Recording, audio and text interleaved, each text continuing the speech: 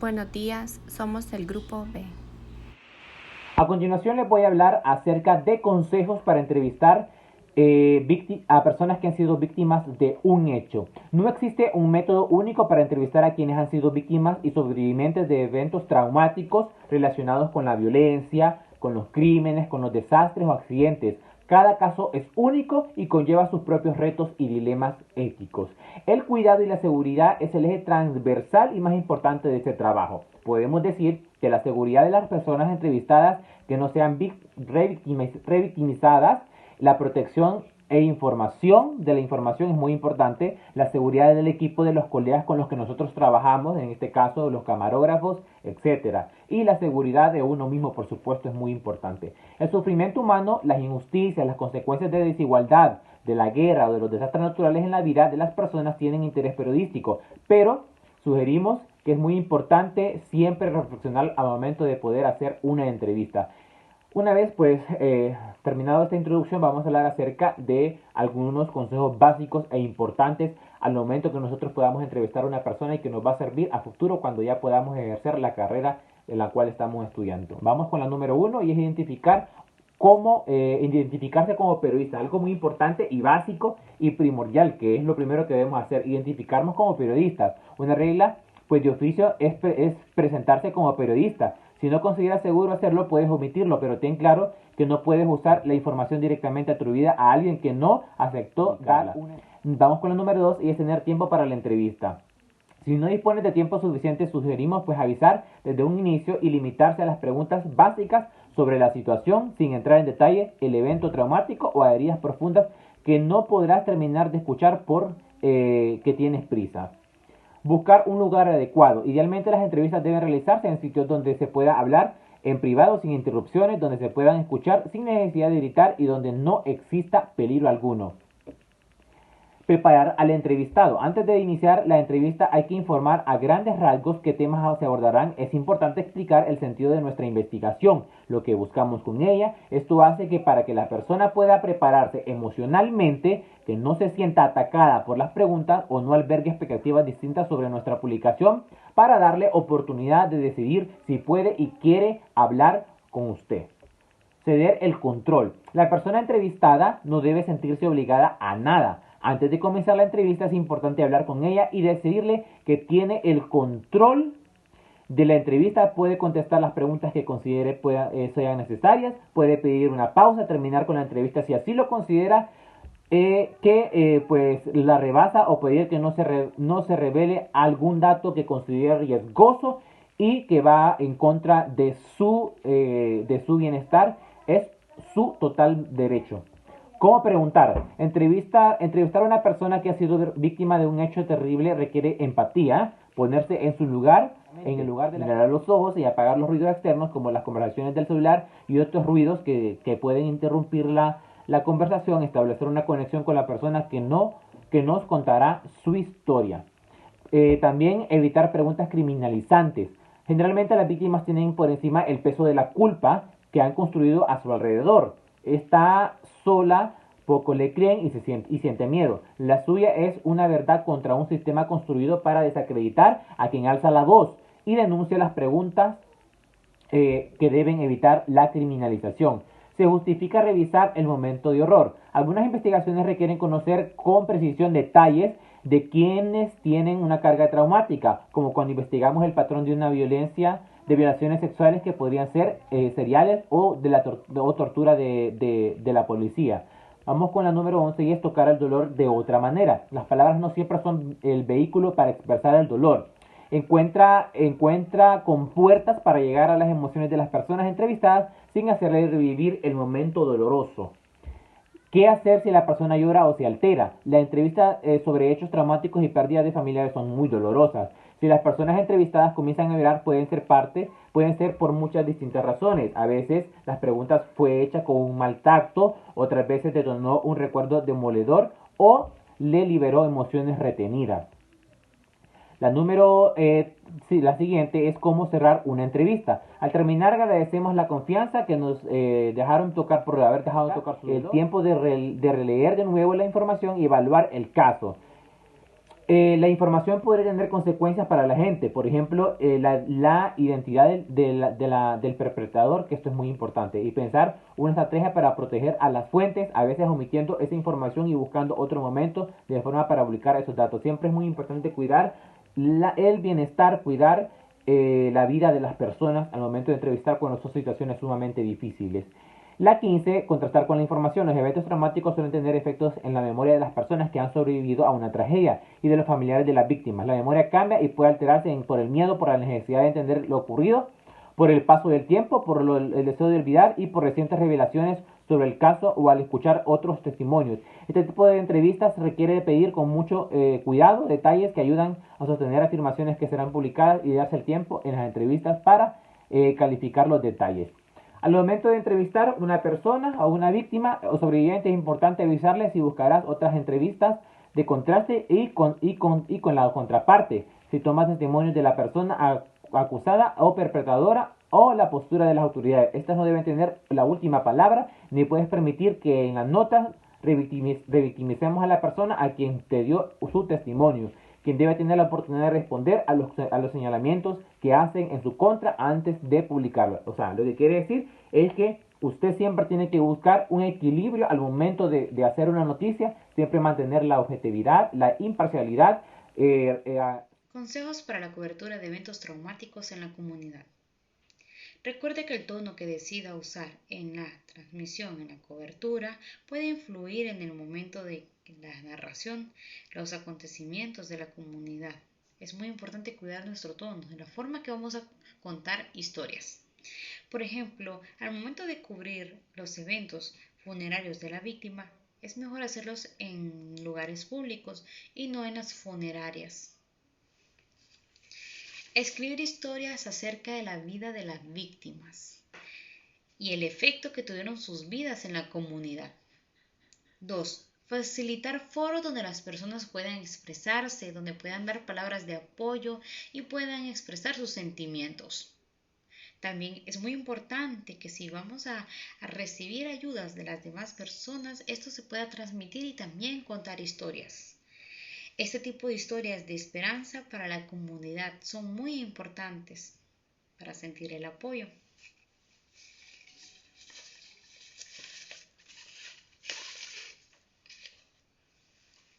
Consejos para escribir sobre las víctimas. Hola, mi nombre es Fanny Iscano y hoy vamos a hablar sobre los consejos al momento de escribir sobre las víctimas.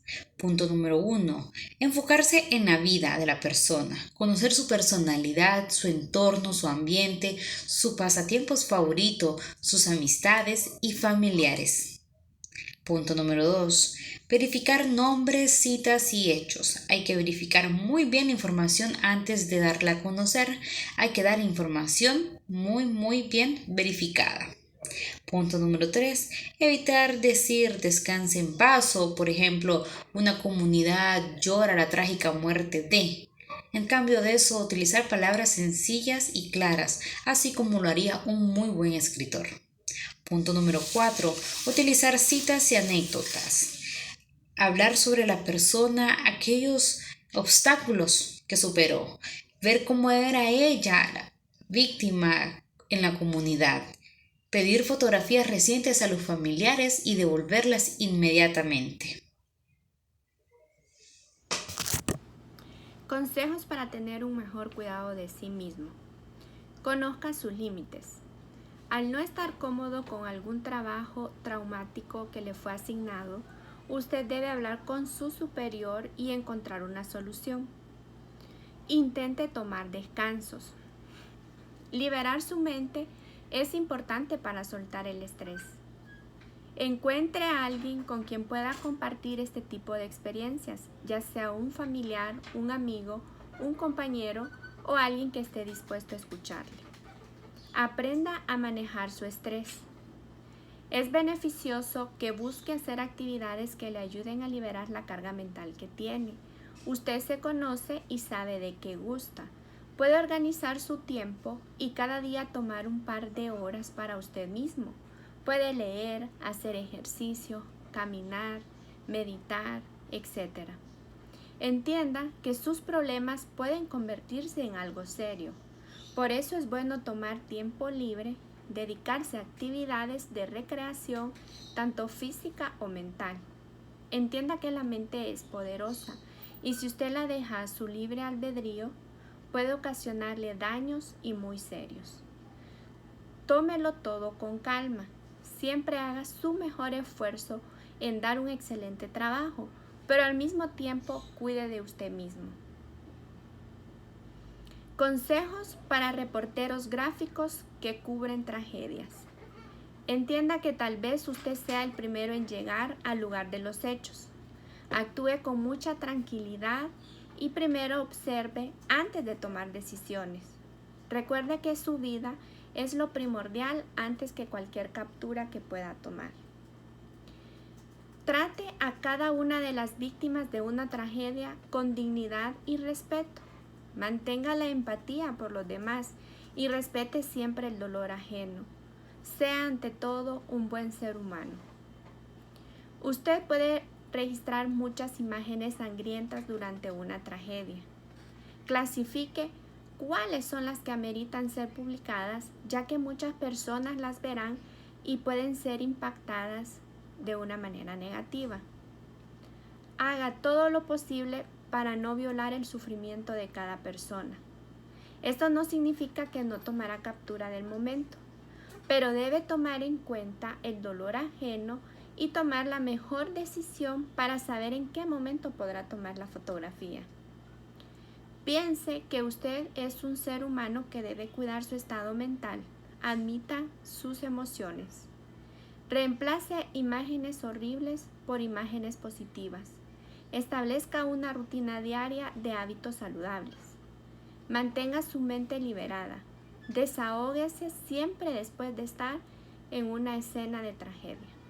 Muchas gracias. Hola, mi nombre es Kimberly Sosa y yo les hablaré sobre algunos consejos que pueden tomar los periodistas antes, durante y pues después de una escena de riesgo. Entonces, pues los periodistas deben prepararse, tomar una preparación a fondo para una misión de riesgo, ya sea a través de formación o familiarizándose lo más posible con la historia y la cultura de la región, pues del destino al que van a reportar lo que es la noticia.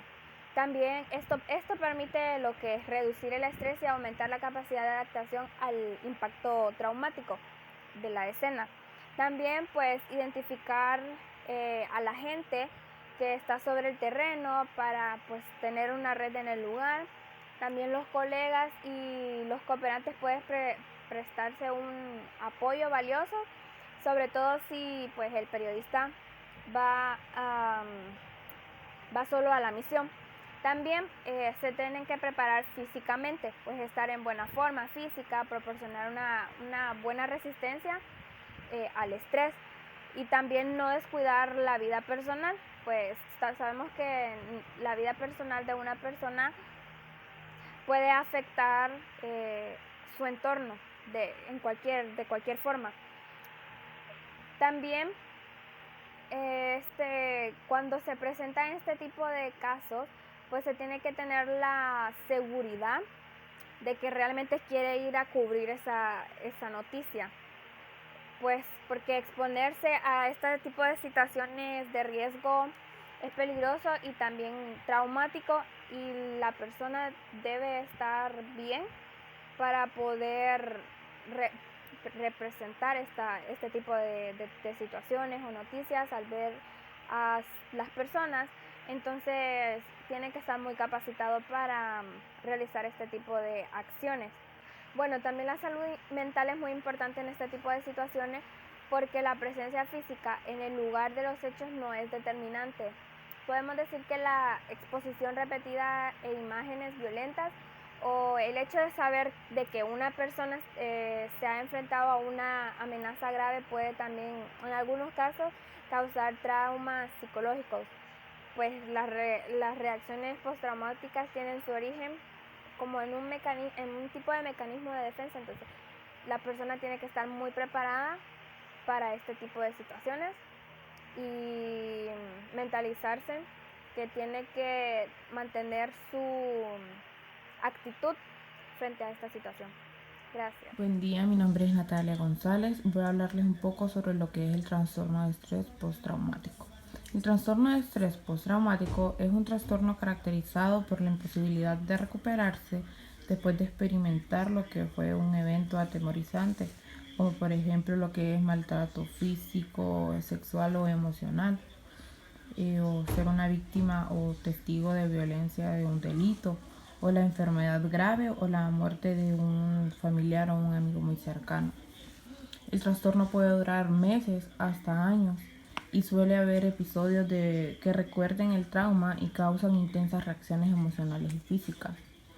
Algunos de los síntomas, entre los síntomas se encuentran tener pesadillas o recuerdos repentinos, evitar situaciones que recuerden el trauma, reaccionar exageradamente ante los estímulos y sufrir de ansiedad o depresión.